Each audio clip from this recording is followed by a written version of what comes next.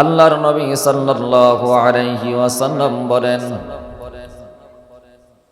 যারা জান্নাতি হবে জান্নাতে যাওয়ার পর ওই মানুষগুলো জান্নাতে যাওয়ার পরে তারা আফসোস করবে, ও ভাই জান্নাতে যাওয়ার পরে জান্নাতীরা কি আফসোস করবে। তারা দুনিয়ার কোনো জিনিসের জন্য আফসোস করবে না, দুনিয়ার কোনো টাকা পয়সার জন্য তারা আফসোস করবে না গো, দুনিয়ার ঘর বাড়ির জন্য তারা আফসোস করবে না, দুনিয়ার ক্ষমতার জন্য তারা আফসোস করবে না, দুনিয়ার কোনো নেতার জন্য আফসোস করবে না গো। তারা জান্নাতে যাওয়ার পরে জান্নাতীরা আফসোস করবে, হায় গো যতটুকু সময় আল্লাহর বিধানের, আল্লাহর হুকুমের, আল্লাহর জিকিরের বাইরে আমি সময়টা কাটাইছি, যেই সময়টুকু আমি বেহুদা কাটাইছি ওই সময়টুকুর জন্য তারা আফসোস করবে। সুবহান। ভাইরা আমার, বন্ধুরা আমার, এই জন্য সময়টাকে অবহেলায় কাটানো যাবে না। আল্লাহ যতদিন আমাকে আপনাকে হায়াত দিয়েছেন ততদিন আল্লাহর বিধানের উপর আমাকে আপনাকে চলতে হবে, নইলে জান্নাতে যাওয়ার পরেও আমরা ওই জিনিসের সময়টুকুর আফসোস করব। নবীজি বলেছেন কি জন্য আফসোস করবে? আল্লাহর নবী বলেন, যারা জান্নাতি হবে গো,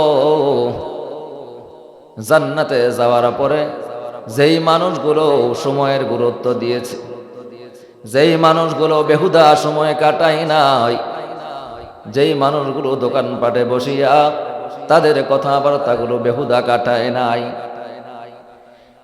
ওই মানুষগুলো সব সময় আল্লাহর জিকিরের মধ্যে ছিল, তারা দেখতে পাবে এক একটা জিকিরের ফজিলতের সওয়াব, এক একটা জিকিরের ফজিলতের সওয়াব আল্লাহ তাআলা পাহাড় পরিমাণ বাড়িয়ে দিয়েছে। সুবহান। এই জন্য তারা আফসোস করবে, কারণ হলো আখিরাতের জগতে নেকির দাম আছে, টাকার কোনো মূল্য নাই, ঠিক না? সম্মানিত ভাইরা আমার, আল্লাহর নবী সাল্লাল্লাহু আলাইহি ওয়াসাল্লাম সাহাবীদের সামনে বলতেছেন, ও সাহাবারা, যেই দিন কিয়ামত সংঘটিত হবে গো, যেই দিন কিয়ামত কায়েম হয়ে যাবে, আল্লাহর নবী বলেন, সাহাবীরা, এই কিয়ামতের ভয়াবহতা অত্যন্ত প্রকট, অত্যন্ত ভয়ানক। ওই কিয়ামতের ময়দানে আল্লাহ, হাসরের ময়দানে আল্লাহর 7 শ্রেণীর মানুষদেরকে আল্লাহর আরশের নিচে জায়গা করে দেবে। আল্লাহর নবী বলেন, এই হাসরের ময়দানে এই যে আজকের সূর্যটা আমার আপনার জন্য তাপ দিচ্ছে, বৈজ্ঞানিকরা বলেছে এই সূর্যটা আমাদের থেকে 9,30,00,000 মাইল উপরে অবস্থান করছে। 1 লক্ষ নয় গো, 2 লক্ষ নয়, 9,30,00,000 মাইল দূরে সূর্যটা অবস্থান করেছে। আল্লাহর নবী বলেন, কাল কিয়ামতের ময়দানে, হাসরের দিন, আল্লাহ এই যে 9,30,00,000 মাইল উপরে সূর্যটা আছে, এই 30,00,000 মাইল সূর্যটা আল্লাহ হাসরের ময়দানে একেবারে মানুষের মাথার কাছাকাছি এনে দেবে। কেমন হবে হাসরের ময়দানের অবস্থা? আল্লাহর নবী বলেন, এই যে সূর্যটা যখন মানুষের কাছাকাছি এসে যাবে গো, ওই হাসরের ময়দানে কোনো গাছ থাকবে না, কোনো বাড়ি থাকবে না গো, কোনো পাহাড় থাকবে না, পর্বত থাকবে না, কোনো ছায়া থাকবে না, একমাত্র আল্লাহর আরশের ছায়া ব্যতীত কোনো ছায়া থাকবে না। কেমন হবে হাসরের ময়দান, কিয়ামত কেমন হবে, কিয়ামতের ভয়াবহতা নবী বুঝাইতে গিয়ে আল্লাহ রাব্বুল আলামিন কুরআনুল কারীমের মধ্যে সূরা হজের মধ্যে বলেছেন, ইয়া আইয়ুহান নাস, হে মানুষ, ইত্তাকু রাব্বাকুম, আমি রবকে ভয় করো, আমি আল্লাহকে ভয় করো। কার কথা? আল্লাহ বলেন, ইয়া আইয়ুহান নাস ইত্তাকু রাব্বাকুম, আমি রবকে ভয় করো। জেনে রেখো কিয়ামতের ভয়াবহতা অত্যন্ত প্রখর। ইন্না জালজালাতাস সাআতি শাইউন আযীম, কিয়ামতের ভয়াবহতা অত্যন্ত প্রখর, এটা খুব ব্যাপক বিষয়। ইয়াউমা তারাউনাহা তাযহালু কুল্লু মুরদিআতিন আম্মা আরদাআত ওয়া তাদউ কুল্লু যাতিন হামলিন হামলাহা ওয়া তারান নাসা সুকারা ওয়া মা হুম বিসুকারা ওয়ালাকিন্না আযাবাল্লাহি শাদীদ।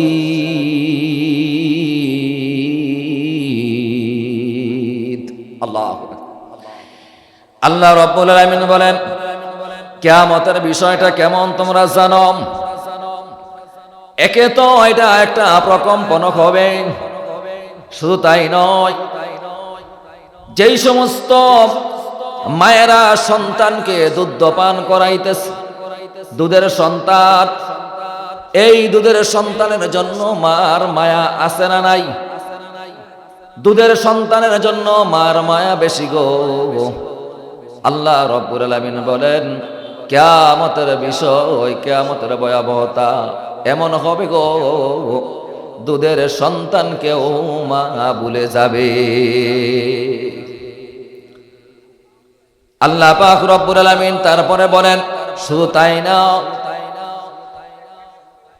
যেই সমস্ত মহিলারা গর্ভধারণ করে আছে গো, এই গর্ভধারণ করা মহিলারা এই কিয়ামতের ভয়াবহতার কারণে গর্ভপাত করে ফেলবে। আর মানুষগুলোকে দেখে মনে হবে গো, এই মানুষগুলো যেন নেশাগ্রস্ত হয়ে আছে। আসলে কেউ নেশাগ্রস্ত না, আল্লাহ পাক রব্বুল আলামিন এই কিয়ামতের ভয়াবহতা বর্ণনা করেছে। সূরা জিনজালের মধ্যে আছে, ইদা সুনসিলাতিল আরদু জিলজালাহা, জমিনটাকে এমন প্রকম্পন করা হবে, এই জমিনটাকে প্রকম্পিত করা হবে এই কিয়ামতের ময়দানে। এই জমিনের অবস্থা এমন হবে, ইয়াউমাইদিন তুহাদ্দিসু আখবারাহা, কিয়ামতের ভয়াবহতার বিষয়ে বলা হয়েছে, জমিনের ভিতরে যা কিছু আছে গো, এই জমিনের ভিতরে যা কিছু আছে আল্লাহ তাআলার হুকুমে সব জমিন বের করে দেবে। মানুষগুলো বলবে, ওয়াকালাল ইনসানু মা লাকা, জমিনের কি হয়েছে, জমিন কেন এমন করতেছে? বিআন্না রাব্বাকা আওহা লাকা, জমিন বলবে, আমার আল্লাহ আমাকে আদেশ করেছে। আল্লাহ রাব্বুল আলামিন জমিনকে যখন আদেশ করবেন, জমিনের ভিতরে যা আছে জমিন সব কিছু করে বের করে দেবে। আল্লাহর নবী বলেন, এই যে কিয়ামতের ময়দান, হাসরের ময়দান হবে গো, এই হাসরের ময়দানে কোনো মানুষ কোনো জায়গার মধ্যে ছায়া খুঁজে পাবে না, একমাত্র আল্লাহর আরশের ছায়া ব্যতীত কোনো ছায়া থাকবে না। আল্লাহর নবী ডাক দিয়ে বলেন, আল্লাহর আরশের ছায়া নিচে একমাত্র ওই 7 শ্রেণীর লোকেরা জায়গা পাবে, যারা দুনিয়ায় 7 শ্রেণীর মানুষ, 7 শ্রেণীর গুণে গুণান্বিত হবে, তারা আল্লাহর আরশের নিচে জায়গা করে নিতে পারবে। সুবহান। কয় শ্রেণীর মানুষ? 7 শ্রেণীর মানুষ। এই 7 শ্রেণীর মানুষের জন্য আল্লাহ পাক রব্বুল আলামিন তার আরশের ছায়ার নিচে জায়গা করে দেবেন। বলুন সুবহানাল্লাহ। এই 7 শ্রেণীর মানুষ কারা হবে? আল্লাহর নবী হাদিসের মধ্যে বলেছেন, 7 শ্রেণীর মানুষের মধ্যে 1 নম্বর গুণ হলো আল ইমামুল আদিল। এক নম্বর গুণের নাম হলো আল ইমামুল আদিল। যারা ন্যায় বিচারক শাসক হবে। কি বিচারক শাসক? ন্যায় বিচারক শাসক। যারা ন্যায় বিচারক শাসক হবে, ইনসাফের উপর বিচার কাজ ফয়সালা করবে, তারা আল্লাহর খাস বান্দা হবে। আর যারা আল্লাহর খাস বান্দা হবে, তারা আল্লাহর আরশের নিচে জায়গা করে নিতে পারবে। বলুন সুবহানাল্লাহ।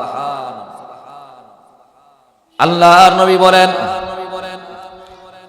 এই 7 শ্রেণীর মানুষের মধ্যে 1 নম্বরে হলো আল ইমামুল আদিল, ন্যায় বিচারক শাসক।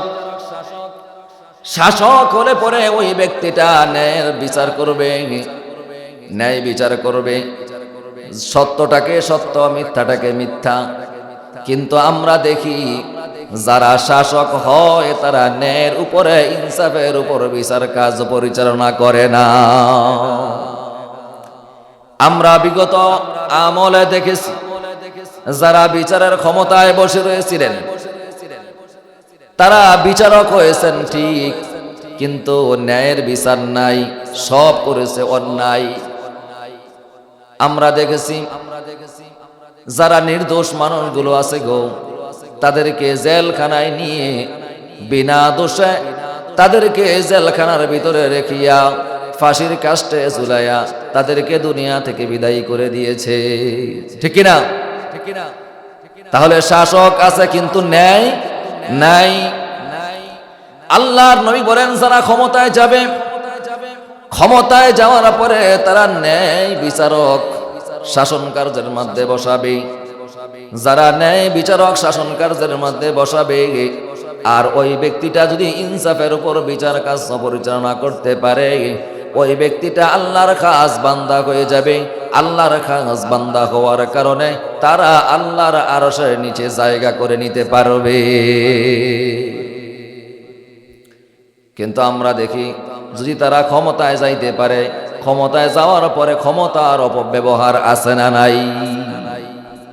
এই যে ক্ষমতার অপব্যবহার, ক্ষমতায় যারা অপব্যবহার করে তারা কখনো বিচার কার্য পরিচালনা করার সময় ন্যায় ইনসাফ বিচার করে না। ঠিক না? আল্লাহ নবী বলেছেন 1 নম্বরে গুণ হলো আল ইমামুল আদিল। যারা ন্যায় বিচারক হবে, তারা যখন বিচার করবে তখন ন্যায়ের বিচার করবে, ইনসাফের বিচার করবে।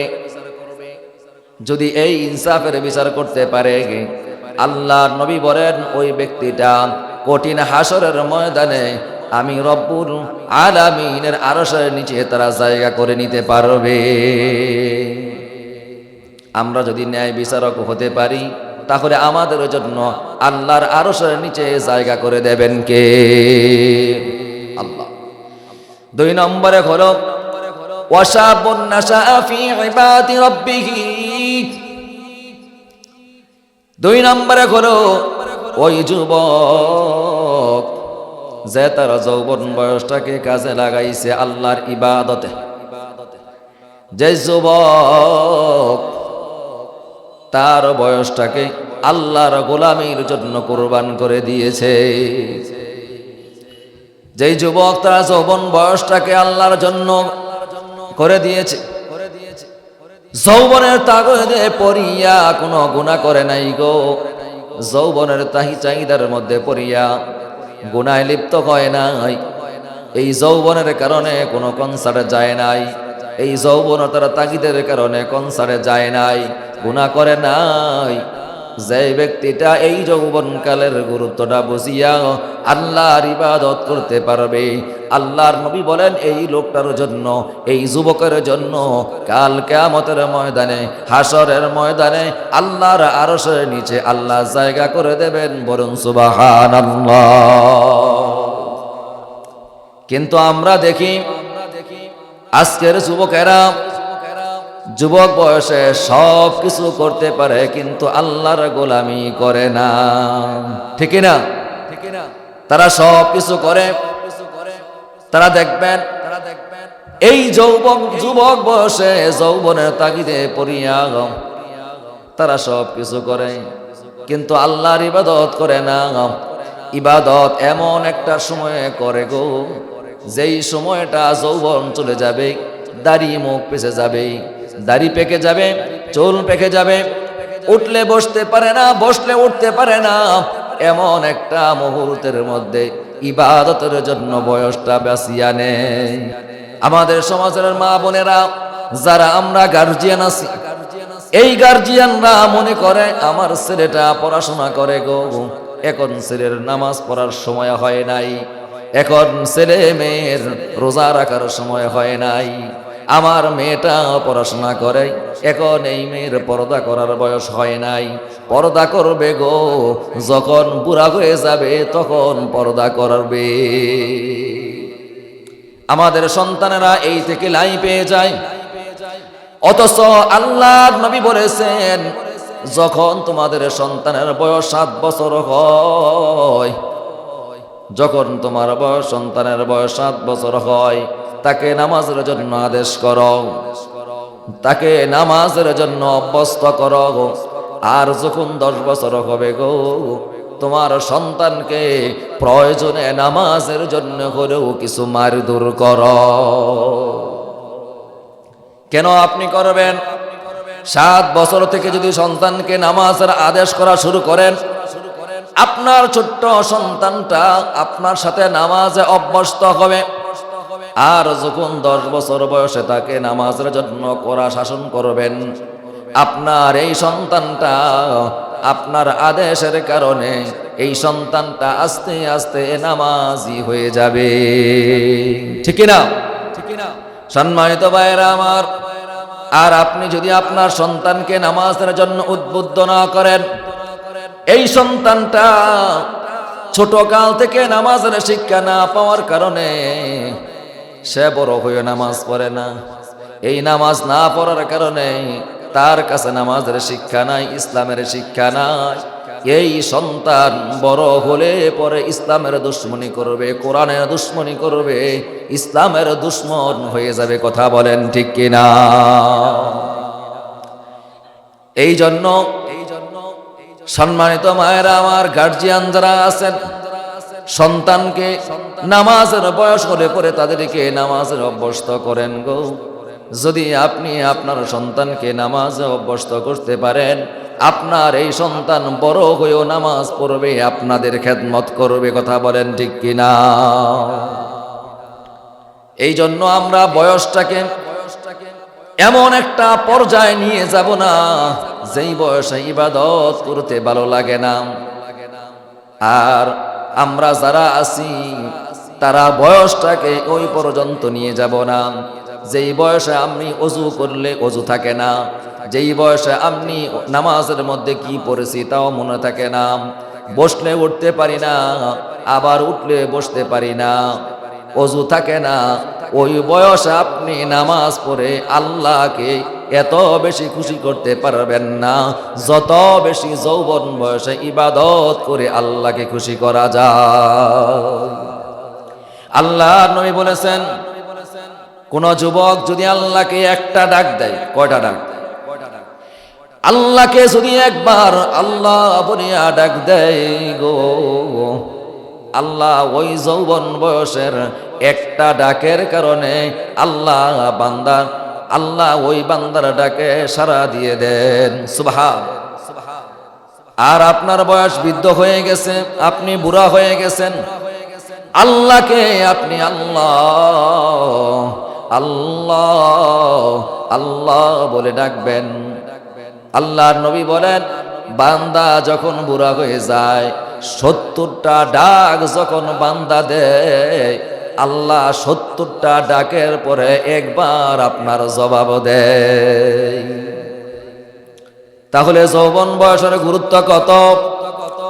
আল্লাহর নবী আরো বলেছেন, যারা যৌবন বয়সে ইবাদত করবে, তারা যখন মাটির মধ্যে সেজদা দেয়, এই মাটির মধ্যে সেজদা দিলে পরে জমিন আল্লাহর কাছে বলে, আল্লাহ তোমার বান্দার সেজদা তুমি কবুল করে নাও, তোমার বান্দার এই সেজদার ওজন আমি মাটি বহন করতে পারি না। সুবহান। এই জন্য আল্লাহর নবী বলেছেন, যারা যৌবন বয়সে আল্লাহর ইবাদত করে আল্লাহকে খুশি করতে পারবে গো, তারা আল্লাহর খাস বান্দা হয়ে যাবে। তাদের জন্য আল্লাহ আরশের ছায়াতলে জায়গার ব্যবস্থা করে দেবে। 2 নম্বর। 3 নম্বর, ওয়ারাজুলুন কলবাহু মুতাআল্লাকুম ফিল মাসাজিদ।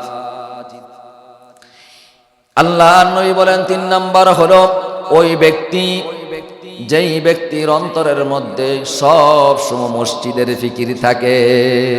সুবহানাল্লাহ। কিসের ফিকির থাকে? মসজিদের ফিকির থাকে। যার ভিতরে সব সময় মসজিদের ফিকির থাকবে, আল্লাহ নবী বলেন যেই ব্যক্তিটা সব সময় তার অন্তরের ভিতরে, মনের ভিতরে মসজিদের ফিকির নিয়ে চলবে, আল্লাহ ওই বান্দার জন্য কঠিন হাসরের ময়দানে আল্লাহর আরশের নিচে জায়গা করে দেবে। সুবহান। বান্দারা যখন মসজিদ থেকে বের হয়ে যায়, দুনিয়াদারি, ব্যবসা বাণিজ্য, কাজকর্ম করার দরকার আছে না নাই? যারা সব সময় আল্লাহর জিকিরে থাকবে, মসজিদকে বেশি প্রাধান্য দেবে, আল্লাহর নবী বলেন তারা যখন মসজিদ থেকে বের হয়ে যাবে, মসজিদ থেকে বের হয়ে তারা ব্যবসা বাণিজ্য করবে, চাকরি করবে, কৃষি কাজ করবে, সব কিছু করার পরেও সব সময় তাদের অন্তরের মধ্যে মসজিদের জন্য ফিকির থাকবে। সুবহান। তারা চিন্তা করে আমি ব্যবসা করি, কখন জানি আজান হয়ে যায়, আজান করে পরে তারা ব্যবসার দিকে বেশি নজর দেয় না, আল্লাহর ডাকে সাড়া দিয়ে তারা মসজিদে আসে। তারা যখন অফিস আদালত করে গো, ওই অফিস আদালত করলে পরে যখন আল্লাহর হুকুম এসে যায়, অফিস আদালত থেকে তারা মসজিদের দিকে দৌড়ায়। আজকে আমরা মসজিদে যাইতে চাই না, আজান হলে পরে এমন সময় মসজিদে যাই যখন ফরজ নামাজ শুরু হবে গো, ওই ফরজ নামাজ শুরু হওয়ার আগ মুহূর্তে শুধু নামাজটুকু ধরার জন্য যাই, আবার নামাজ পড়ে মসজিদ থেকে বের হয়ে যায়। এমন মুসল্লি আছে না? মসজিদটা তাদের কাছে অশান্তকর মনে হয়, আর মসজিদ যাইলে পরে তাদের মধ্যে এমন একটা অস্থিরতা ভাব আসে, মনে হয় মসজিদ ভালো লাগে না, ঠেকায় ফইরা মসজিদে যায়। এমন মুসল্লি আছে না নাই? যাদের এই অবস্থা হবে, আল্লাহর নবী বলেন আল মুমিনু ফিল মসজিদি, যারা ঈমানদার হবে, যারা মুমিন হবে গো, তারা যখন মসজিদে যাবে কাসসামাকি ফিল মাই, তারা মসজিদে যাওয়ার পরে তারা শান্তি বোধ করবে, তাদের মনের মধ্যে আরাম লাগবে। আল্লাহর নবী বলেন একটা মাছ যখন নদী থেকে উপরে উঠে যায়, তখন মাছের জন্য ওই জীবনটা কষ্টকর, কারণ মাছ নদীর পানি ছাড়া থাকতে পারে না। মাছের জন্য পানিটা হলো শান্তিময়, আরামদায়ক। মাছ যেমনি করে পানিতে থাকাটাকে পছন্দ করে, তার জীবনটা বাঁচার জন্য পানি প্রয়োজন। আল্লাহর নবী বলেন যারা ঈমানদার হবে গো, যারা মুমিন হবে, যারা আল্লাহর উপর পরিপূর্ণ বিশ্বাস রাখবে, তারা মসজিদটাকে, তারা মসজিদের মধ্যে যাওয়াটাকে আনন্দ বোধ করবে। সুবহান। তারা মসজিদটাকে যাওয়াটা তারা আনন্দ বোধ করবে। তারা মসজিদে যাইতে পারলে মনে হয় তারা বাঁচে। মাছ যেমনি করে উপরে উঠলে পরে তার জীবনটা মরে যাওয়ার আশঙ্কা আছে, এই জন্য মাছের জন্য পানিটা হলো শান্তিময়। যারা ঈমানদার হবে, যারা মুমিন হবে গো, তারা মসজিদের বাহিরে যতক্ষণ থাকবে তখন তাদের জন্য তাদের জীবনটা অশান্তকর মনে করবে। মসজিদ ছাড়া তারা বাহিরে বেশিক্ষণ থাকতে চাইবে না, তাদের মন ভালো লাগবে না, ছটফট ছটফট করবে। আল্লাহ নবী আরো বলেন যারা মুনাফিক হবে, কি ফেক? মুনাফিক। আওয়াজ করে বলুন, তারা কি ফেক? মুনাফিক যারা হবে, এখন আমরা দেখি মুনাফিক কই থেকে হয়? মুনাফিক কোনো ইহুদি থেকে হয় না গো, মুনাফিক হিন্দু থেকে হয় না, মুনাফিক খ্রিস্টান থেকে হয় না, মুনাফিক কোনো অন্য ধর্ম থেকে হয় না। মুনাফিক হয় আমার আপনার মতন দাড়ি রাখা টুপি পরা মুসলমান থেকে, ঠিক কিনা? মুনাফিক কোনো খ্রিস্টান থেকে হয় না, হিন্দু থেকে হয় না, বৌদ্ধ থেকে হয় না। মুনাফিক হয় আমার আপনার মতন নামদারি কিছু মুসলমান থেকে। কথা বলেন ঠিক কিনা? যারা মুনাফিক চরিত্রের মানুষ হয় তারা দেখবেন সব সময় ইসলামের বিরুদ্ধে কথা বলে, ঠিক কিনা? যারা মুনাফিক হবে তারা সব সময় কোরআনের মাহফিলের বাধা দিবে। যারা মুনাফিক হবে তারা কোরআনের হক কথাগুলো সমাজে বাস্তবায়ন হোক, রাষ্ট্রে বাস্তবায়ন হোক, তারা কখনো চাইবে না। এটা হলো মুনাফিক। তাহলে মুনাফিক চিনার লক্ষণ আছে না নাই? দাড়ি টুপি সব আছে, নামে মুসলমান, বাপ মুসলমান, বংশ মুসলমানের। এমন আমার মতন আপনার মতন মুসলমানের ঘরের সন্তান তারা মুনাফিক হয় কি করে?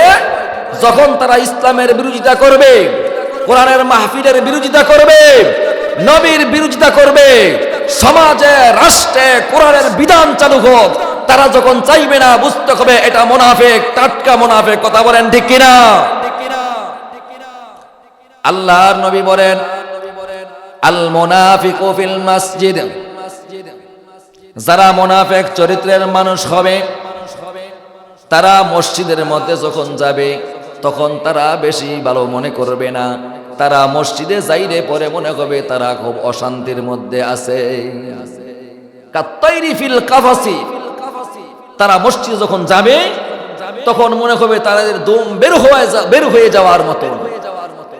আল্লাহর নবী বলেন, উদাহরণ দিতে গিয়ে বলেছেন, একটা উড়ন্ত পাখি যখন ডানা মেলে মুক্ত আকাশে ঘুরে বেড়ায়, আর ওই পাখিটাকে যখন ধরিয়া আমরা খাঁচার মধ্যে বন্দি করে ফেলি, খাঁচার মধ্যে বন্দি করলে পরে ওই পাখিটা যন্ত্রণা হয়, ঠিক কিনা?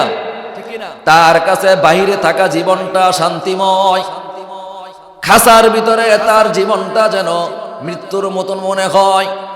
আল্লাহর নবী বলেন, যারা মুনাফিক চরিত্রের মানুষ হবে গো, তারা মসজিদে আসলে পরে ওই বন্দি খাঁচা পাখির মতো মনোভাব নিয়ে বসে, ঠিক না?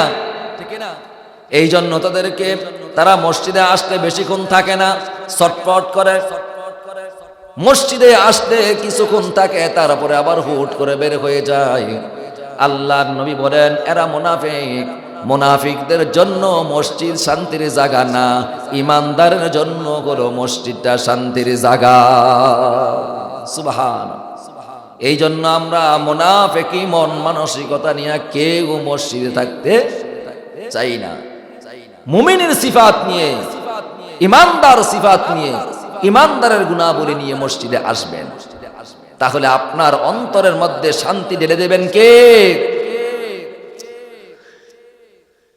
3 নম্বরে হলো ওয়ারাজুলুন কলবাহু মুতাআল্লাকুন ফিল মাসাজিদ, যেই ব্যক্তিটা তার অন্তরটাকে সব সময় মসজিদের দিকে নিয়ে যাবে, মসজিদের দিকে তার সব সময় মনটা ঝুঁকে থাকবে। 4 নম্বরে নবীজি বলেছেন, ওয়ারাজুলান তাহাব্বা ফিল্লাহি ইজতামা আলাইহি ওয়া তাফাররাকা আলাইহি, এমন 2 ব্যক্তি হবে গো, যেই 2 ব্যক্তিটা একে অপরকে ভালোবাসবে আল্লাহর সন্তুষ্টির জন্য। কার সন্তুষ্টির জন্য? আল্লাহর সন্তুষ্টির জন্য একজন আরেকজনকে ভালোবাসবে। আবার এই 2 জনের মধ্যে ভালোবাসা বিচ্ছিন্ন হবে, তাও আল্লাহর সন্তুষ্টি থাকতে হবে। কথা বলেন ঠিক কিনা? আপনি যদি কাউকে ভালোবাসেন, ওই লোকটার ভিতরে ইসলাম আছে কিনা, নবীর প্রেম আছে কিনা, নবীর প্রতি মহাব্বত আছে কিনা, কোরআন প্রেমিক কিনা, সে সমাজের মধ্যে, ইসলামের মধ্যে, রাষ্ট্রের মধ্যে কোরআন চায় কিনা, তার জীবনটা কোরআন অনুযায়ী পরিচালনা করতে চায় কিনা। যদি এই গুণে গুণান্বিত হয়, তাহলে আপনি ওই লোকটাকে আল্লাহর জন্য ভালোবাসবেন। তাহলে ওই লোকটাকে ভালোবাসা হবে কিসের জন্যে? আল্লাহর সন্তুষ্টির জন্য। আর যদি আপনি দেখেন ওই লোকের মধ্যে ইসলাম নাই, ইসলামকে ভালোবাসে না, রসুলকে মহব্বত করে না, তার জীবনটা ইসলাম অনুযায়ী, কোরআন অনুযায়ী চলুক, তার সমাজের মধ্যে, তার পরিবারের মধ্যে সে কোরআন দিয়ে তার জীবন পরিচালনা করতে চায় না, যদিও সে আপনার প্রাণ প্রিয় বন্ধু হয়, তারপরও তার সাথে বন্ধুত্ব টিকিয়ে রাখা যাবে না। ঠিক না? সম্মানিত ভাইরা আমার, আপনি কাউকে ভালোবাসবেন আল্লাহর সন্তুষ্টির জন্যে, আবার কাউকে ভালোবাসবেন আল্লাহর, বা কারোর সাথে সম্পর্ক ছিন্ন করবেন তাও আল্লাহ সন্তুষ্টির জন্যে। আমরা যদি আল্লাহর সন্তুষ্টির জন্য কাউকে ভালোবাসি, আপনি তাকে যাচাই বাছাই করবেন তার মধ্যে ইসলাম আছে নাকি। ঠিক কিনা? সে কোরআন প্রেমিক নাকি, সে তার জীবন তার কোরআন দিয়ে সে চালাইতে চায় নাকি। কিন্তু আপনার বন্ধু যদি এমন হয়, দীর্ঘদিনের বন্ধু, আপনি তার সাথে চলেছেন, এখন দেখেন তার মধ্যে ইসলাম নাই, সে কোরআনকে ভালোবাসে না, কোরআন অনুযায়ী তার জীবনটা পরিচালনা করে না, যদি আপনার প্রাণপ্রিয় বন্ধু হয়, আপনি তার সাথে সম্পর্ক রাখতে পারবেন না, কারণ হলো তার ভিতরে কোরআন অনুযায়ী জীবন চালাক এই গুণ তার নাই। অন্য কোনো শত্রুতার কারণে আপনি তার সাথে সম্পর্ক ছিন্ন করেন, এটা হলো ভিন্ন কথা। কিন্তু তার মধ্যে আল্লাহর গুণাবলী, ইসলামের গুণাবলী, ইসলামকে ভালোবাসে কিনা, যদি এই গুণগুলো তার মধ্যে না থাকে, আপনার বন্ধুত্ব যত গাঢ়ই হোক না কেন, সম্পর্ক রাখা যাবে না। আল্লাহর সন্তুষ্টির জন্য আপনি তার সাথে বন্ধুত্ব ছিন্ন করবেন। কথা বলেন ঠিক কিনা? আল্লাহর নবী বলেন, যারা আল্লাহ সন্তুষ্টির জন্য একজন আর একজনকে ভালোবাসলো, আবার আল্লাহ সন্তুষ্টির জন্য তার বন্ধুত্ব ছিন্ন করলো, তারা আল্লাহর খাস বান্দা হয়ে যাবে। আর আল্লাহর খাস বান্দা যারা হবে, তাদের জন্য আল্লাহ রব্বুল আলামিন কঠিন হাসরের ময়দানে আল্লাহর আরশের নিচে জায়গা করে দেবে। বলুন সুবহানাল্লাহ। আমি আপনিও আল্লাহর আরশের নিচে জায়গা পাবো যদি এই গুণগুলো অর্জন করতে পারি। তাহলে এই গুণগুলো অর্জন করা দরকার আছে না নাই? ওয়াজ খালি শুনলে হবে না, আমলও করতে হবে। এই ওয়াজ যদি আপনার ব্যক্তিগত জীবনের বিরুদ্ধে যায়, যদি কোরআন হাদিস অনুযায়ী আলোচনা হয়, আপনার বিরুদ্ধে গেলে আপনাকে শুধরাইতে হবে, কারো বিরোধিতা করতে পারবেন না। কারণ হলো কোরআন আমার বানানো নাম, হাদিসও আমার বানানো নাম। এই কোরআন আমার আপনার জন্য সংবিধান। আপনার জীবনটাকে সুন্দর করার জন্য, আপনার জীবনটাকে সুন্দর করার জন্য এই কোরআন এসেছে। যদি কোরআন অনুযায়ী আমি আপনি চলি, তাহলে আমার জীবনটা সার্থক হবে। কথা বলেন ঠিক কিনা? এই কোরআন শুধু মসজিদের মধ্যে ইমাম সাহেব তেলাওয়াত করবে, আর ইমাম সাহেবের তেলাওয়াত করলে আপনি বলবেন অনেক সুন্দর, খুব সুন্দর তেলাওয়াত হয়েছে, এই জন্য কোরআন এসেছে। এই জন্য কোরআন এসেছে না। ইমাম সাহেব তেলাওয়াত করলে খুব মজা লাগে। রমজান মাসে তেলাওয়াত, খতমে তারাবি যখন পড়ায় তখনও খুব মজা লাগে। ঠিক না? এই তেলাওয়াত, এই মজা লাগে মানে এটা না। তেলাওয়াতের মধ্যে অনেক মজা। ইমাম সাহেবরা পড়বে আলিফ লাম মিম যালিকাল কিতাবু লা রাইবা ফীহি হুদাল লিল মুত্তাকিন আল্লাযীনা ইউমিনুনা বিল গায়বি ওয়া ইউকিমুনাস সালাতা ওয়া মিম্মা রাযাকনাহুম ইউনফিকুন ওয়াল্লাযীনা ইউমিনুনা বিমা উনজিলা ইলাইকা ওয়া মা উনজিলা মিন ক্বাবলিক ওয়া বিল আখিরাতি হুম ইউকিনুন। আল্লাহু আকবার। কোরআন শুধু এই মজা লাগার জন্য কোরআন আসে নাই, কোরআন এসেছে সমাজে বাস্তবায়ন করার জন্য। কোরআন আমার আপনার একটা সংবিধান, এই সংবিধান আমার আপনার জীবনে মানতে হবে। এই জন্য আল্লাহর নবী সাল্লাল্লাহু আলাইহি ওয়াসাল্লাম বলেন, ওই দুই ব্যক্তি যে একজন আর একজনকে ভালোবাসে আল্লাহর সন্তুষ্টির জন্য। আল্লাহর নবী সাল্লাল্লাহু আলাইহি ওয়াসাল্লামের সাথে হযরতে আলী রাদিয়াল্লাহু তাআলা আনহু বসা। আল্লাহর নবী সাল্লাল্লাহু আলাইহি ওয়াসাল্লামকে এক ইহুদি গালি দিয়েছে। কি দিয়েছে? গালি দিয়েছে। হযরতে আলী রাদিয়াল্লাহু তাআলা আনহু বাহাদুর মানুষ, তিনি নবীজিকে গালি দেওয়াটা সহ্য করতে পারেন নাই গো। এই জন্য আলী রাদিয়াল্লাহু তাআলা আনহু ওই ইহুদিকে ধরিয়া একটা আছাড় মারলেন। আছাড় মারিয়া ওই ইহুদির বুকের উপরে চড়ে বসলেন।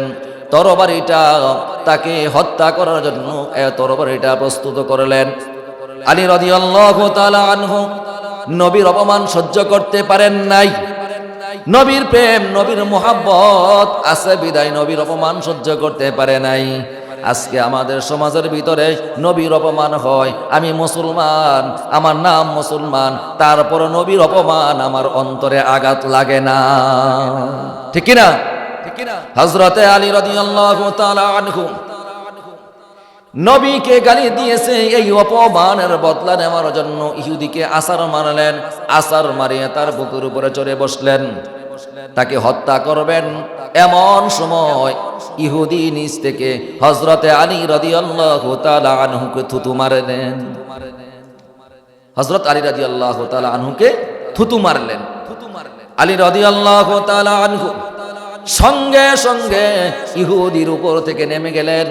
সাহাবীরা বললেন, আলী রে, একে তো নবীকে গালি দিয়েছে, তুমি তাকে হত্যা করো নাই কেন? আবার তোমাকে থুতু মেরেছে, তারপর তুমি তাকে হত্যা করো নাই কেন? দুইটা অপরাধ করেছে, এই দুইটা অপরাধের কারণে তো তাকে তুমি আগে আরো বেশি হত্যা করা প্রয়োজন। হযরতে আলী রাদিয়াল্লাহু তাআলা আনহু বলেন, আমি যখন প্রথম এই ইহুদিকে মারার জন্য তার বুকের উপরে চড়েছিলাম গো, তখন আল্লাহর নবীকে গালি দিয়েছে, এই জন্য আমি তাকে হত্যা করার জন্য বসেছি।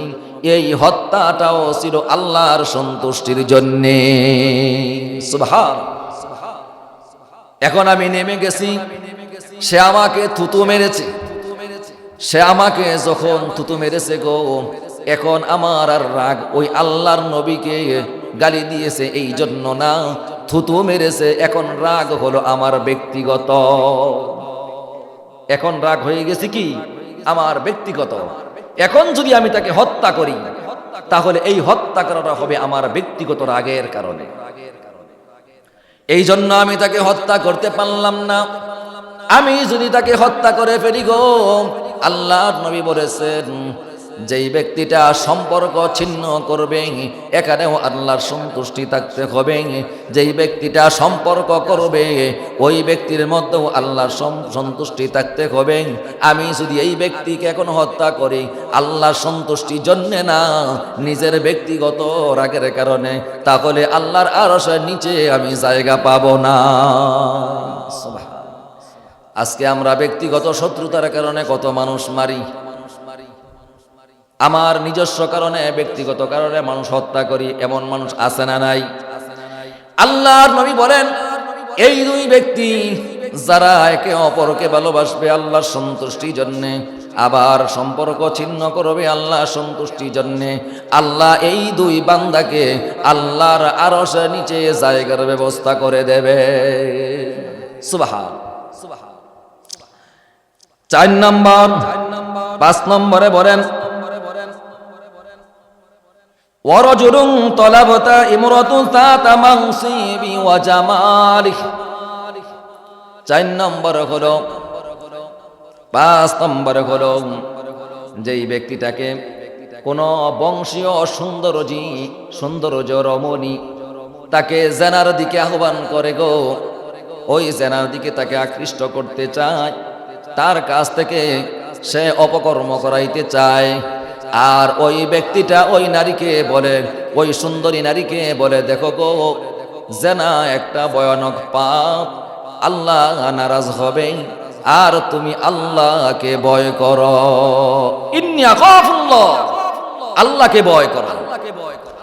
আল্লাহ নবী বলেন, যেই ব্যক্তির সামনে কোনো নারী তাকে জেনার জন্য প্রস্তাব দেয়, আর ওই ব্যক্তিটা আল্লাহর ভয় থাকার কারণে জেনার প্রস্তাবটা ফিরিয়ে দেয়, আল্লাহর নবী বলেন যে তার এই ইমানি চেতনায় সে ফিরে আসলো, আমি আল্লাহ রাব্বুল আলামিন তার এই ভিতরে আমার ভয় থাকার কারণে আমি তাকে আমার আরশের নিচে জায়গা করে দেব। বলুন সুবহানাল্লাহ। এমন ভয় আমাদের আছে? কোন নারী যদি আমাদেরকে জেনার জন্য আহ্বান করে, আল্লাহর ভয় নাই, বলবে কেউ দেখতো না, আমরা জেনার জন্য প্রস্তুত হয়ে যাই। শুধু এটা নাই গো, এখন বাংলাদেশের ভিতরে এমন একটা অবস্থা হয়ে গেছে, মানুষ পরকিয়া করে, পরকিয়া করতে করতে এমন একটা সময় এসে গেছে, মানুষের সুখের সংসারটা ভেঙে তছনছ হয়ে যায়। ঠিক না? এই যে পরকিয়া, আপনি মনে করলেন নারীর সাথে অবৈধ সম্পর্ক করা এটা জেনা, নারীর দিকে কোন কুনজরে তাকানো এটাও চোখের জেনা। ঠিক না? এই যে আপনি জেনা করলেন, এই জেনার মাধ্যমে আপনি আল্লাহর কাছে দোষী সাব্যস্ত হয়ে গেলেন। আল্লাহর নবী বলেন, যেই ব্যক্তিটা ওই সুন্দরী তাকে জেনার দিকে আহ্বান করার কারণে সে বলে ইন্নী আখাফুল্লাহ, আল্লাহকে ভয় করো, এই ব্যক্তিটার জন্য আমি আল্লাহ আরশের নিচে জায়গার ব্যবস্থা করে দেব। বলুন সুবহানাল্লাহ। আমরা জানি হযরতে মুসা, হযরতে ইউসুফ আলাইহিস সালাম, জুলেখা যখন হযরতে ইউসুফ আলাইহিস সালাতু ওয়াস সালামকে অপকর্ম করার জন্য 7টা গেটের মধ্যে নিয়েছিলেন, একটা নয়, দুইটা নয়, 7টা তালাবদ্ধ গেট, ওই গেটের মধ্যে নিয়ে গেছেন। গেটের মধ্যে নিয়ে যাওয়ার পরে এবার হযরতে ইউসুফ আলাইহিস সালাতু ওয়াস সালামকে বলতেছেন, ইউসুফ, আমি তোমাকে যা আদেশ করি তুমি শুনবা। ইউসুফ আলাইহিস সালাতু ওয়াস সালাম বলেন, আপনি যা আদেশ করেন তা তো আমি শুনি, সব মানি। জুলেখা বলে, আজকে তোমাকে এমন একটা পার্সোনাল হুকুম দেব, তোমাকে এই আদেশটা মানতে হবে। হযরত ইউসুফ আলাইহিস সালাম বলেন, এমন আদেশ করবেন না গো যেই আদেশ আমি মানতে পারবো না। জুলেখা বলে, না, তোমাকে মানতে হবে। এবার জুলেখা ডাক দিয়ে বলে, ইউসুফ, আজকে তুমি আমার মনের খায়েশ মিটাইবা। বলেন নাউজুবিল্লাহ। হযরতে ইউসুফ আলাইহিস সালাতু ওয়াস সালাম আসমানের দিকে তাকাইয়া আল্লাহকে ডাক দিয়া বলে, প্রভু গো, এমন একটা জায়গায় আমি আসছি, তুমি যদি আমাকে এখান থেকে উদ্ধার না করো, আমার উদ্ধার করার ক্ষমতা নাই। হযরতে ইউসুফ আলাইহিস সালাম কেউ তো কোন নারী জেনার জন্য আহ্বান করছিল, ঠিক না? আল্লাহর পয়গম্বর হযরতে ইউসুফ আলাইহিস সালাম বলেন যে আমি আপনার সাথে এই কাজ করতে পারবো না, আমার আল্লাহ দেখতেছেন। জুলেখা মনে করতেন, জুলেখা যেই প্রতিমার পূজা করত তার ঘরে একটা মূর্তি ছিল, সে মনে করত তার রব, তার প্রভু তাকে দেখতেছেন। তার একটা ওড়না দিয়া তার দেবতার চোখ মুখ ডেকে দিয়েছে। ডাকিয়া আয়েশা বলে, ইউসুফ, দেবতার চোখ মুখ ডেকে দিয়েছি, দেবতা আর দেখবে না। হযরত ইউসুফ আলাইহিস সালাতু ওয়াস সালাম আল্লাহ রব্বুল আলামিনকে ডাক দিয়ে বলে, মালিক, আমাকে একটা রাস্তা তুমি বের করে দাও, কারণ নবীদের দ্বারা কোনো গুনাহ হবে এটা আল্লাহ চান না। ঠিক না? আল্লাহর নবী সাল্লাল্লাহু আলাইহি ওয়াসাল্লাম মদিনায় যখন, মক্কায় যখন তিনি ছিলেন, বাল্য বয়স যখন ছিল, আল্লাহর নবী সাল্লাল্লাহু আলাইহি ওয়াসাল্লাম যেই মক্কা নগরীতে থাকতেন, ওই মক্কা নগরীর মধ্যে যারা বংশীয় মর্যাদায় প্রভাবশালী ছিলেন, টাকা পয়সা বলা ছিলেন, তাদের গ্রামে বাড়িতে যখন বিবাহ শাদী হইতো, তখন তারা গান বাদ্যের অনুষ্ঠান করত। এই বিবাহ শাদী অনুষ্ঠানের মধ্যে গান বাদ্যের প্রচলন মক্কার জমিনে ছিল। এখনো বর্তমানে আছে না নাই? বিবাহ শাদীর মধ্যে গান বাদ্য আছে না নাই? এই গান বাদ্য ইসলামে জায়েজ না না জায়েজ, হালাল না হারাম? আমার আপনার মুসলমান সন্তানের ঘরের মধ্যে আমার মেয়ে বা আপনার মেয়ে যখন বিবাহ শাদী হয়, আমরা বক্স আনিয়া সারা রাত্র গানের অনুষ্ঠান করি। বিবাহটা হলো পবিত্র, এই গান বাদ্য বাজানোর কারণে এটা হয়ে গেল অপবিত্র। ঠিক না? আল্লাহর নবী সাল্লাল্লাহু আলাইহি ওয়াসাল্লামকে আহ্বান করা হলো। লগের বন্ধুরা বলতেছে, চলো আজকে বিয়া বাড়িতে যাই, এখানে গান বাদ্য হবে, অনুষ্ঠান হবে। আল্লাহর নবী সাল্লাল্লাহু আলাইহি ওয়াসাল্লাম বললেন, আমি যাইতে পারবো না, শরীরটা ভালো না। আল্লাহ পাক কুদরতি ভাবে তার হাবিবকে ওই বাল্যকালে ঘুম পাড়াইয়া দিয়েছে। সুবহান। যখন সারা রাত্র গানের অনুষ্ঠান হইল, সারা রাত গানের অনুষ্ঠান হওয়ার পরে যখন সকাল হয়ে গেল, আল্লাহ পাক রব্বুল আলামিন তার হাবিবকে আবার জাগনা করে দিলেন। আল্লাহর নবী দেখলেন সারা রাত্রের গানের অনুষ্ঠান, আল্লাহর নবীর কানের মধ্যে কোনো আওয়াজ যায় নাই। আল্লাহ পাক তার হাবিবদেরকে, নবীদেরকে এইভাবে করে গুনাহ থেকে আল্লাহ বাঁচান। হযরত ইউসুফ আলাইহিস সালাতু ওয়াস সালাম দেখলেন এখান থেকে বের হওয়ার কোনো উপায় নাই। আল্লাহ রব্বুল আলামিনকে ডাক দিয়ে বলেন, মাবুদ গো, তোমার কাছে আমি চাই এমন জঘন্য কাজ আমার দ্বারা তুমি করাইও না, আমাকে একটা রাস্তার ব্যবস্থা করিয়া দাও। সুবহান। আল্লাহ পাক রব্বুল আলামিন আদেশ করলেন, ইউসুফ, আমি তোমাকে আদেশ করতেছি, তুমি দরজার দিকে আল্লাহু আকবার বলে ধ্বনি দিয়ে তুমি দৌড়াও। আল্লাহর নবী হযরতে ইউসুফ আলাইহিস সালাম যখন আল্লাহু আকবার করিয়া বলিয়া দরজার দিকে দৌড় দিলেন, বিশাল বড় তালা, এই তালাগুলো ঠাস ঠাস করিয়া খুলিয়া যায়। সুবহান। আল্লাহর নবী হযরতে ইউসুফ আলাইহিস সালাম যখন একটা দরজার কাছে যান গো, দরজার কাছে যাওয়ার পরে আল্লাহ কুদরতি ভাবে দরজাটা খোলার ব্যবস্থা করিয়া দেন। একটা নয়, দুইটা নয়, এমনি করে 7টা দরজা ভেদ করিয়া যখন ইউসুফ আলাইহিস সালাতু ওয়াস সালাম বাইরে বের হলেন, পিছন দিক থেকে জুলেখা ইউসুফ আলাইহিস সালাতু ওয়াস সালামের পাঞ্জাবি টেনে ধরছে। কি টেনে ধরছে? পাঞ্জাবি টেনে ধরছে। আমার কাম না শেষ করে তুমি যাইতে পারবে না। সঙ্গে সঙ্গে যখন গেট পার হলেন, পার হওয়ার পরে দেখতেছেন আজিজে মিশর জুলেখার স্বামী দাঁড়ানো। এবার ইউসুফ আলাইহিস সালাতু ওয়াস সালাম ভয় পেয়ে গেলেন, জুলেখা থমকে দাঁড়ালেন। আজিজে মিশর বলতেছে, কি হয়েছে? মনে হয় কোনো একটা ঘটনা আছে। এবার যারা ক্ষমতায় আছে তারা কিন্তু দোষকে চাপা দিয়ে রাখতে পারেন, অন্যায়টাকে তারা বিভিন্ন কৌশলে তারা দামা চাপা দেয়, আর নির্দোষ লোকটাকে তারা দোষী সাব্যস্ত করে।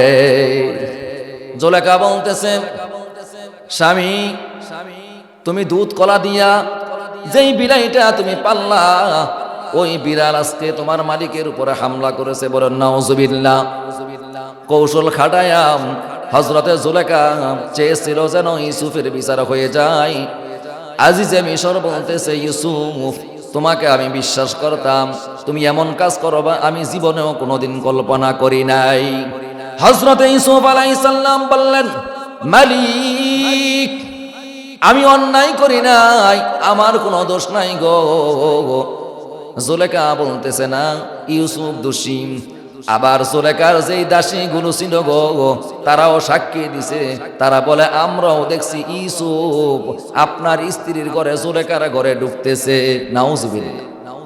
হযরত ইউসুফ আলাইহিস সালাম চিন্তায় পড়ে গেলেন, আমার কোনো দলিল নাই, আমার কোনো সাক্ষী নাই, আমি যদি দলিল পেশ না করতে পারি গো তাহলে আমার শাস্তি হবে মৃত্যুদণ্ড।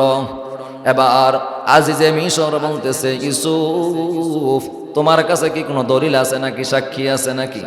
হযরতে ইউসুফ আলাইহিস সালাম বলেন, মালিক আমার কাছে কোনো সাক্ষী না, আমার কাছে দলিল নাই, আমার দলিল হলো আমার মালিক আল্লাহ। আল্লাহ পাক রব্বুল আলামিন হযরতে ইউসুফ আলাইহিস সালাতু ওয়াস সালামকে জানায়া দেন, ইউসুফ তুমি কোনো চিন্তা করো না, দুনিয়ার কোনো সাক্ষী তোমার প্রয়োজন নাই, আমি কুদরতি ভাবে তোমার সাক্ষীর ব্যবস্থা করে দেব। বলুন সুবহানাল্লাহ। হযরতে ইউসুফ আলাইহিস সালাতু ওয়াস সালামকে বলেন, ইউসুফ এই রাজ্যের মধ্যে যে একটা নবজাতক সন্তান আছে গো, যেই সন্তানটা কথা বলতে পারে না, আমি তোমার দলিলের জন্য ওই ছোট্ট শিশুর জবান থেকে আমি জবান দিয়া তোমার পক্ষে দলিল পেশ করে দেব। সুবহান। হযরতে ইউসুফ আলাইহিস সালাম বলেন, আমার একটা দলিল আছে, আমার একটা সাক্ষী আছে। আজিজে মিশর বলতেছেন, ইউসুফ তোমার দলিল কি, তোমার সাক্ষী কি, হাজির করো। ইউসুফ আলাইহিস সালাম বলতেছেন, আপনার এই রাজ্যের মধ্যে যেই নবজাতক সন্তানটা আছে, ওই নবজাতক সন্তানটাই হইল আমার জন্য দলিল। সুবহান। হযরতে ইউসুফ আলাইহিস সালাম যখন এই কথাটা বললেন, আজিজে মিশর ডেকে পাঠালেন, যাও সন্তানটাকে নিয়ে আসো। সন্তানটাকে নিয়ে আসলো, সন্তানটা কান্না করতেছে, ছোট মানুষ কথা বলতে পারে না। হযরতে ইউসুফ আলাইহিস সালাম বলেন, এই সন্তানটাই আমার পক্ষে কথা বলবে। বলুন সুবহানাল্লাহ। আজিজে মিশর বলে, তো কথাই বলতে পারে না, কি করে তোমার জবাব দিবে? হযরতে ইউসুফ আলাইহিস সালাতু ওয়াস সালাম তো জানেন, আল্লাহ আমাকে আদেশ করেছেন, ওই সন্তানকে যদি আমি জিজ্ঞাসা করি, ওই ছোট্ট সন্তান তার জবান দিয়ে আমার জন্য দলিল হয়ে কথা বলবে। সুবহান। এবার ওই সন্তানকে জিজ্ঞাসা করা হলো যে, বাবু তুমি কথা বলো। ওই ছোট্ট সন্তানটা তার জবান থেকে বলতেছেন, বাদশাহ আপনি বিচার করবেন, যদি ইউসুফের জামা সামনে দিয়া চিরা থাকে গো তাহলে ইউসুফ দোষী, আর যদি ইউসুফের পিছন দিয়া জামা চিরা থাকে তাহলে আপনার স্ত্রী জুলেখা দোষী। সুবহান। হযরতে ইউসুফ আলাইহিস সালাতু ওয়াস সালামকে আজিজে মিশর ঘুরে দাঁড়াইতে বললেন। হযরতে ইউসুফ আলাইহিস সালাতু ওয়াস সালাম যখন ঘুরে দাঁড়াইলেন, আজিজে মিশর দেখতেছেন হযরতে ইউসুফ আলাইহিস সালামের পিছন দিক দিয়া জামা চিরা। সুবহানাল্লাহ বলেন। আল্লাহর নবী হযরতে ইউসুফ আলাইহিস সালাম নির্দোষ প্রমাণ হয়ে গেলেন।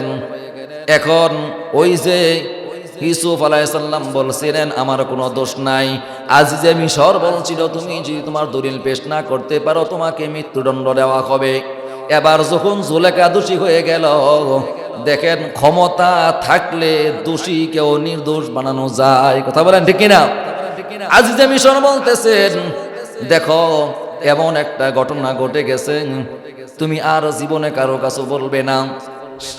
তার যেই সমস্ত কর্মচারী ছিল সবাইকে বলে দিল, এই ঘটনা এখানেই দামাচাপা দেওয়া হলো, ভবিষ্যতে আর কারো কানে এই ঘটনা যাবে না।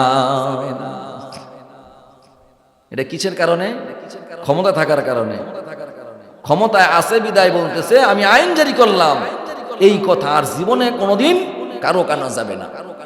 হযরতে ইউসুফ আলাইহিস সালাতু ওয়াস সালামকে জুলেখা জেনার জন্য আহ্বান করেছিলেন। আল্লাহর নবী হযরত ইউসুফ আলাইহিস সালাম বলেছিলেন, আল্লাহকে ভয় করো। জেনা থেকে ফিরে আসছেন, আল্লাহর নবী বলেন, যেই যুবককে কোন সুন্দরী নারী জেনার জন্য আহ্বান করবে আর ওই ব্যক্তিটা আল্লাহকে ভয় করে ফিরে আসবে, আল্লাহ পাক রব্বুল আলামিন ওই যুবককে, ওই বান্দাকে আল্লাহর আরশের নিচে জায়গার ব্যবস্থা করে দেবেন। বলুন সুবহানাল্লাহ।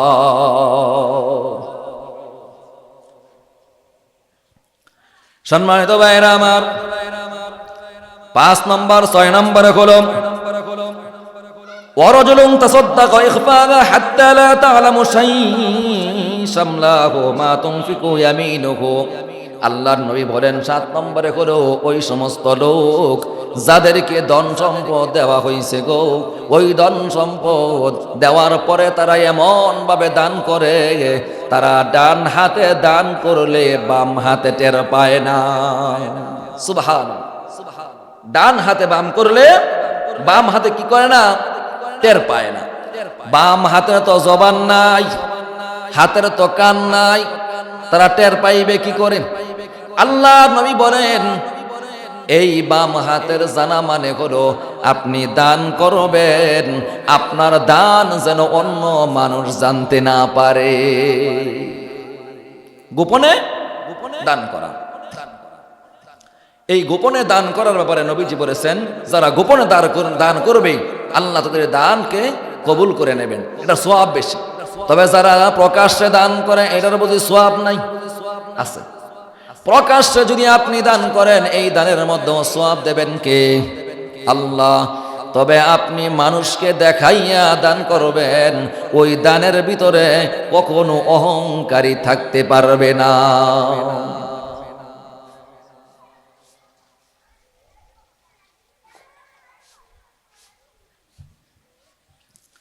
আপনি দান করবেন, ওই দানের ভিতরে এই মনোভাব থাকতে পারবে না যে আমি দান করেছি আমাকে দানশীল বলছে মানছি, আমি একজন দানবীর। এইরকম স্লোগান দেওয়ার মন মানসিকতা নিয়ে যদি আপনি লক্ষ লক্ষ টাকা মানুষকে দেখাইয়া দান করেন, এই দানের কোনো সওয়াব আল্লাহ দিবে না। ঠিক না? ঠিক না? আপনি দান করবেন একমাত্র আল্লাহকে সন্তুষ্টি করার জন্য। তবে কেন? যদি এই রিয়া মুক্ত অহংকার মুক্ত আপনাকে দানবীর বলবে এই নিয়ত যদি মনের মধ্যে না থাকে, আপনার দান দেখার পরে যদি কোনো ব্যক্তি উদ্বুদ্ধ হয় দান করার জন্য, তাহলে ওই ব্যক্তির দানের সওয়াবও আপনি পেয়ে যাবে। সুবহানাল্লাহ। এখন আমরা দান করি এমন করিয়া যে মানুষ আমাকে দানশীল বলুক, আমি টাকা দেই মসজিদে মাহফিলে দান করি, মানুষ না জানলে আমার টাকা দেওয়ার কোনো মানে হইল? এমন মানুষ আছে না? দানের ব্যাপারে তারা বলে যে আমি টাকা দিলে যদি মানুষ নাই জানে আমি একজন দানশীল, আমি একজন দানবীর ব্যক্তি, তাহলে আমার এই দান দিয়ে কি লাভ? না, আপনার এই দানের মূল্য হবে না। আপনি গোপনে দান করবেন, ওই দানের মূল্য আছে। প্রকাশ্যে দান করবেন, যেই দানের ভিতরে কোনো অহংকারী ভাব থাকবে না, লোক দেখানো থাকবে না, ওই প্রকাশ্যে দান করলেও সওয়াব আছে না নাই? 7 নম্বরে আল্লাহর নবী বলেন ওয়ারাজুলুন যাকারাল্লাহু খালিয়া ফাফাদাত আইনাহু। 7 নম্বরে আল্লাহর নবী বলেন গো, ওই ব্যক্তিটা, যেই ব্যক্তি নির্জনে বসিয়া গোপনে বসিয়া আল্লাহর জিকির করে, আল্লাহকে স্মরণ করে, আর 2 চোখ থেকে পানি জড়ায়। আল্লাহর নবী বলেন যারা গোপনে গোপনে আল্লাহকে স্মরণ করিয়া 2 চোখ থেকে পানি জড়াইবে গো, আল্লাহ ওই ব্যক্তির জন্য তার আরশের নিচে জায়গার ব্যবস্থা করে দেবে। সুবহানাল্লাহ। গোপনে গোপনে আপনি আল্লাহর ইবাদত করবেন, 2 চোখ থেকে পানি ফেলবেন, আল্লাহকে স্মরণ করে। আল্লাহ দুনিয়ায় কত নাফরমানি করেছি গো আল্লাহ, কত গুনাহ করেছি আল্লাহ, জানিয়া করেছি না জানিয়া করেছি। রব্বুল আলামিন, এই গুনার কারণে যদি তুমি আমাকে আখিরাতের ময়দানে জাহান্নামে দাও, আল্লাহ জাহান্নামের আগুন সহ্য করতে পারবো না। আল্লাহ সমস্ত অপরাধের জন্য তোমার কাছে ক্ষমা চাই। আল্লাহ তুমি আমার অপরাধগুলো ক্ষমা করে দাও। এইভাবে করিয়া যদি আপনি চোখের পানি ফেলতে পারেন, আল্লাহ রব্বুল আলামিন বলেন এই বান্দাটা আমার খাস বান্দা হয়ে গেল। আর খাস বান্দা হয়ে যাওয়ার কারণে আমি আমার এই বান্দাকে মাফ করিয়া তার জন্য আরশের ছায়ার নিচে জায়গা করে দেব। সুবহান। আপনি কাঁদবেন, নির্জনে কাঁদবেন, কান্দার ভঙ্গিমা যদি এমন হয়, আপনার কান্দা দেখে অন্য মানুষও যেন কাঁদতে বাধ্য হয়, আপনি যদি আল্লাহর কাছে এইভাবে বলেন, আপন হাতে বান্দা তুমি আল্লাহ বানায়া, কেমনে দিবা জাহান্নামে ফেলিয়া, কেমনে দিবা জাহান্নামে ফেলিয়া। দিলটাকে নরম করে একটু বলেন, তুমি যদি মাফ না করো আল্লাহ বান্দারে,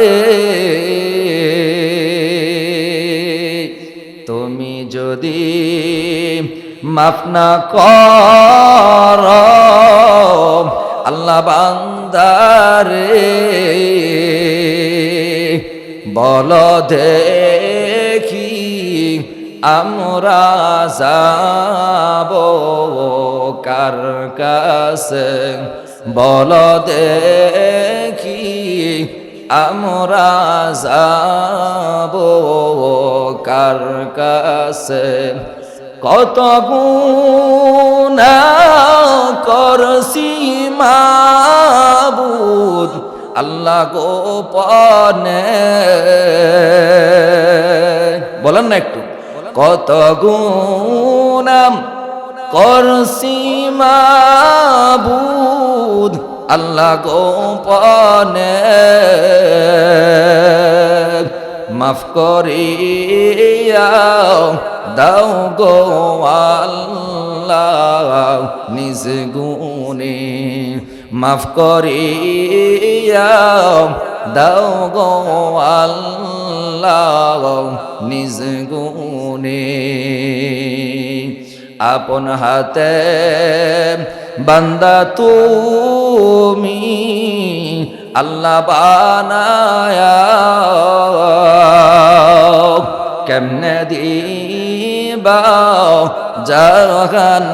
জাহান্নামে ফেলিয়া, কেমনে দিবা জাহান্নামে ফেলিয়া।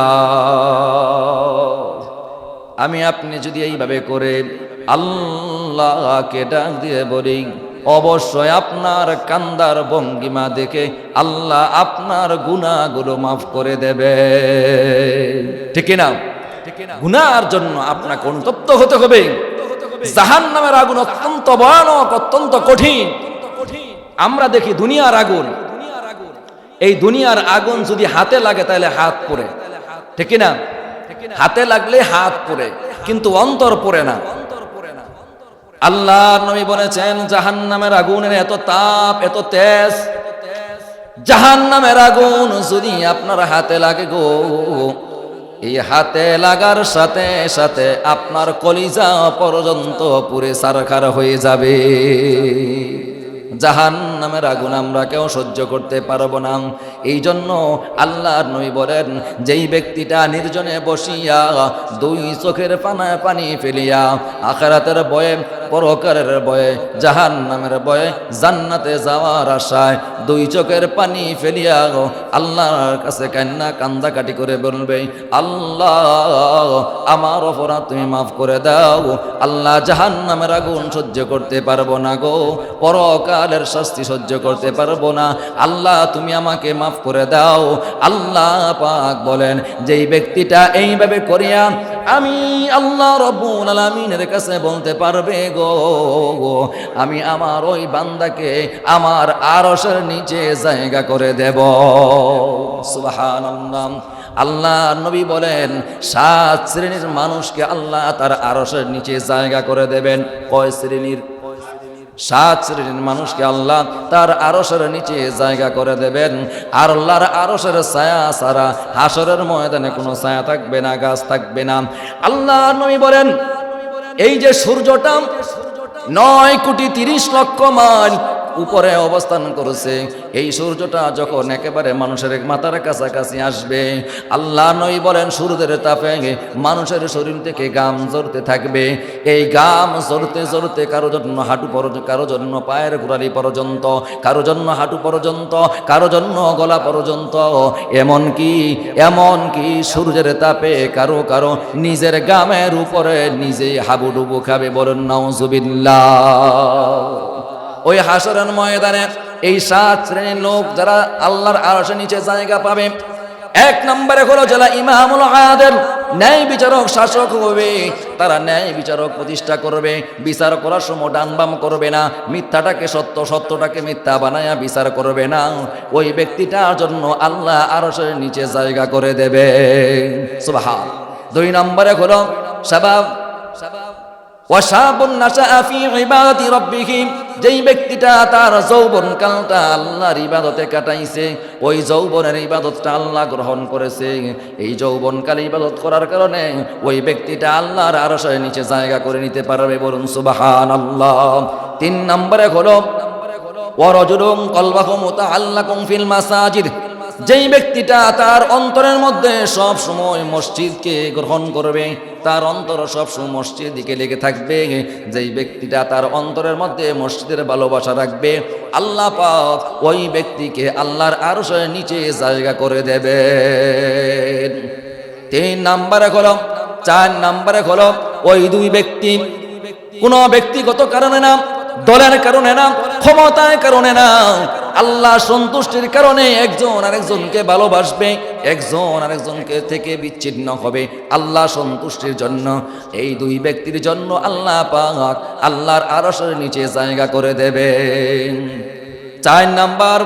5 নম্বরে হলো এমন ব্যক্তি, যেই ব্যক্তিকে কোনো রমণী জেনার জন্য আহ্বান করেছে, যৌবনের তাগিদে পড়িয়া ওই জেনার দিকে যায় নাই, আল্লাহকে ভয় করেছে। আল্লাহকে ভয় করার কারণে জেনার মতন গুনাহ থেকে ওই ব্যক্তিটা ফিরিয়ে থেকেছে।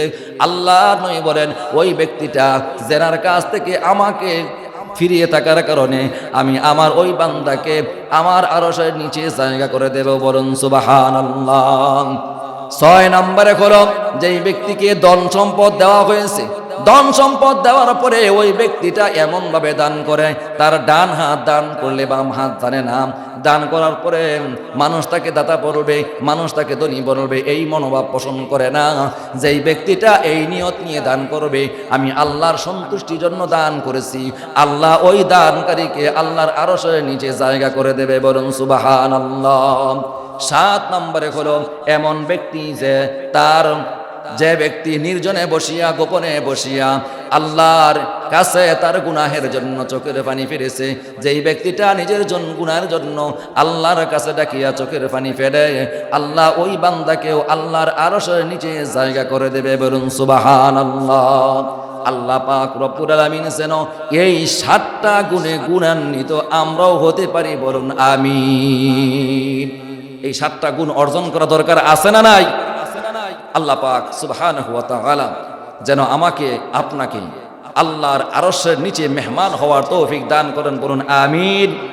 ওয়া আখিরু দাওয়ানা আলহামদুলিল্লাহি রাব্বিল আলামিন। সম্মানিত